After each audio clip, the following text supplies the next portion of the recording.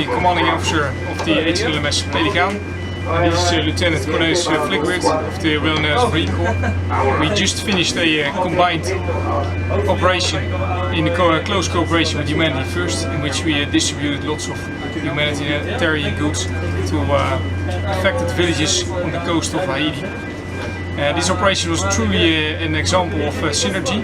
Synergy both because of the cooperation with Navy and Marine Corps, which is part of the Royal Netherlands Navy, but also because of the close cooperation with Humanity First, in which on one hand the Royal Netherlands Navy and Marine Corps offer loading capacity, offer the means to distribute all kinds of goods, offer force protection, and on the other hand Humanity First offers its knowledge, translating capacities and all kinds of means to distribute.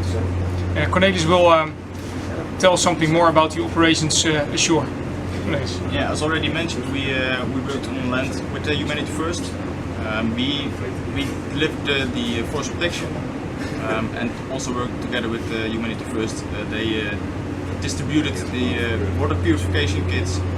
They translated for us, so I think it was a good example of working together. And I think the Haitian people are very thankful for that. So I will thank you for your cooperation with us.